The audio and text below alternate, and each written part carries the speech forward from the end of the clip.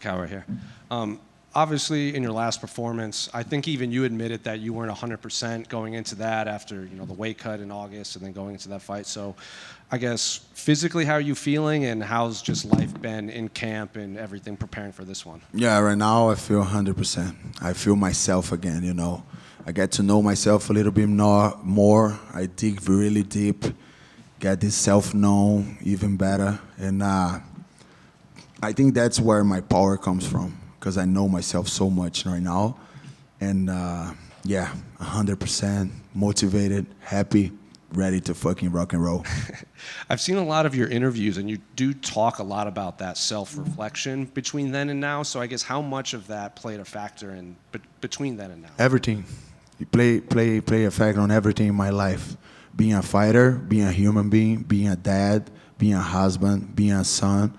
I just learned how to be more present in all these aspects of my life, And sometimes I feel the fighters just see themselves as fighters. And fighter is just one face of myself. I have a lot of other ones, and I get to know them a little bit more. I get to accept them a little bit more, and I feel better than ever. And after that performance, a lot of the talk was about, you, Rufi, Jean Silva, you all came up short, but then they got back into the win column, and now it's your turn. How motivating is that to continue this, prove that the Fighting Nerds never left, we just had to speak? Yeah, it's the comeback season, and no one's going to stop that, We got back with our team. We got the connection back. We put our feet on the ground a little bit more, and you guys are seeing the results. I just feel proud of the guys, happy for them. And I was the first one to get into the UFC, and I'll be the last one to complete the comeback season. I think I saw one of your coaches with Dark Nerds shirt. What exactly is that about? That's a brand from Fighting Nerd, but from my coach, Flavio Álvaro. He's a big legend in Brazil. He has like more than 80 fights. He fought with no gloves, no rules, and he's a very respected guy in Brazil, and he has this kind of mentality of dark nerds, because as the Fighting Nerds, we're all laughing and being nice to everyone, and being in a good mood and all that. But he brings this other energies, the yin and yang, He brings this other energy. If you see in all the fights, even when we win, we get bonuses, we get the knockouts or finishes. He's never laughing. He's always like that, So he did himself a brand from Fighting Nerds, and it's very nice. I saw another interview where you said you like to watch a lot of tape and study your opponents. So I guess what do you make of Reinier as an opponent? And can you take anything away from his last fight? Because he said even he wasn't 100% in that one. We can always take away from every fight that someone does, He can take away from my fight with Imavov, and I wasn't 100%, but he can take away something, I just think he's kind of, I don't know, lying to himself or something like that. I think he showed a lot of patterns that he showed on the last fight, but he showed in all the other fights the same pattern, And I think he's a great fighter, awkward style on the feet, pressure fighter, and very, very good on grappling. And I respect him as a fighter a lot, and I'm expecting to come the best Reinier de Ridder ever. You come from a grappling background. You said he's a great grappler. Are you expecting him to try to shoot and take you down, or what are you expecting in there? 100% he's going to shoot.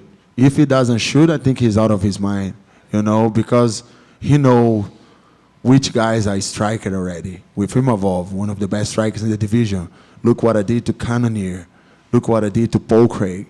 So 100% he's going to try to take me down and choke me, and that's the only way that he can get a win on Saturday, And if you see the data, in his last 5 fights, he was already grappling and he shooted before 1 minute in every 5 fights. So 100% he's going to shoot again. And just last one for me. What do you make of the middleweight division right now? Because both of you and Reinier lost your last fights, and your opponents, they don't even have fights booked. Hamzat doesn't have a fight book. Dricus doesn't have a fight booked. Strickland just won. So what do you make of kind of this division all as a whole? It's just out of my control. I just need to be worrying about myself and the things that I control. But the division is stuck. But at the same way, it's very competitive. We have a lot of guys coming from a lot of wins, for sure. Some of them got the losses, so I was 7-win streak and lost. Reinier was 5-win streak and lost. We got Anthony Hernandez with 8-win streak and lost. So that shows how competitive this middleweight division are right now, but it's just stuck. But it is what it is. Let's make some movements on that. Caio, over here. Thank you. Over here, Caio. Yes. Usually when fighters tend to win fights and come into a win streak, they tend to forget to change stuff, even if they get stuck somewhere. Would you say you changed a lot in this fight camp because of the last loss? Technically, not much. I would say to you, not much, because I think it was more about myself, my motivation, and the why I'm still doing it, and the connection with the team. Because one thing that happened is that our team, the growth was so rapid and so crazy, but a little bit unorganized, you know what I mean? And at some point, the connection between us and our coaches was just messy, you know what I mean? To example for you, when the UFC came to me with the backup fight, I said yes, and I came to them, I didn't even told them, like, what do you guys think? I just came to them and said, let's go. I already accepted. So that shows a little bit the connection, a little bit messy, because if it was back in the days, I would came to him, say, what do you guys think? Do you think we should take or not? And let's do what most of us want to do, So I think right now the connection got back, We're already connected. We're staying together for so many weeks.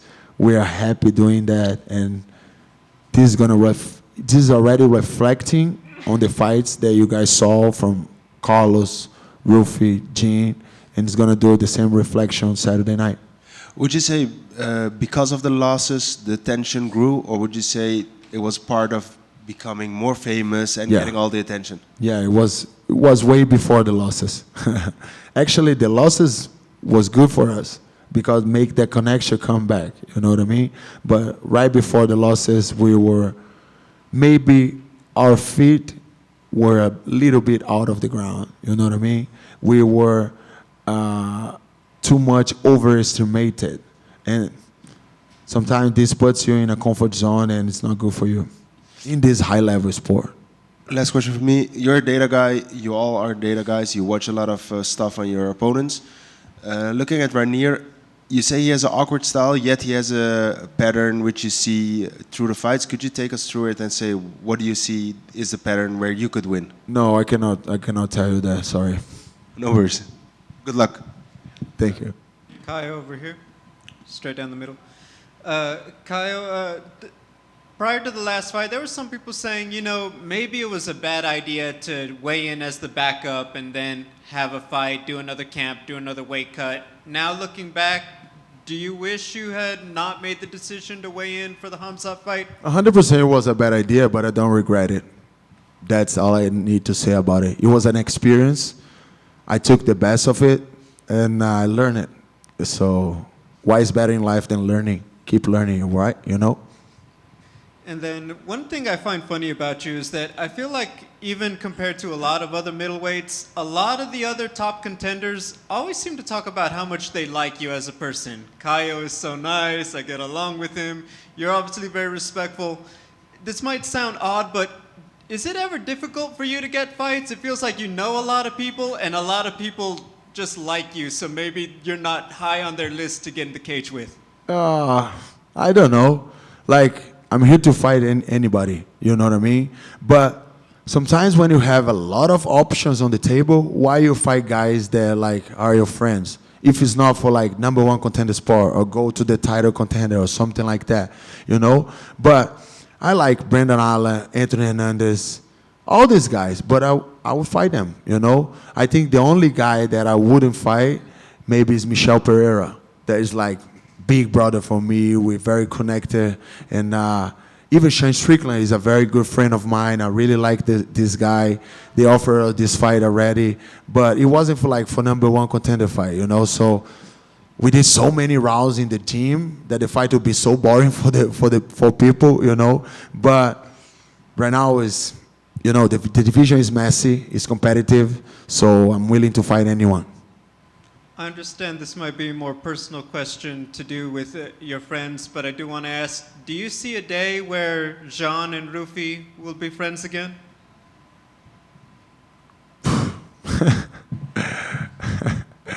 100%, you know, like, they don't need to love each other. They just need to respect the environment, you know? They being both in the same environment, working, maybe not working together or not loving each other or not having dinner together or something like that, but respectfully, you know, we're a team. The team is a unit, and everyone needs to respect that. So it's just like, it was just emotion going out in interviews, you know, when Jan said, oh, me and Rufi never anymore, and this and that. It was just emotions, you know. You cannot take too serious all that. Thank you. Okay. Hi, Kyle. I wanted your opinion and your prediction on your teammate John Silva rematching Bryce Mitchell in a grappling match. I think Jan got it done, you know.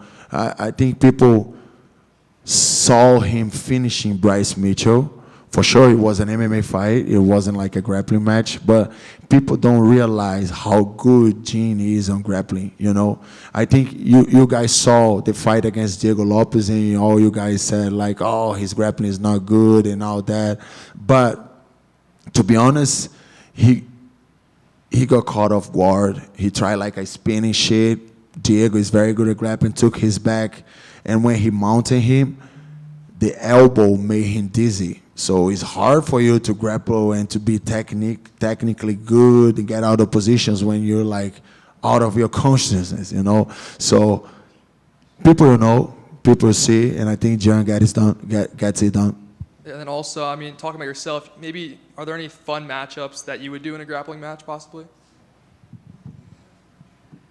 Yeah, 100%. I think all top 10 is fun match in grappling, you know. I already did with Brandon Allen, and I dominated him.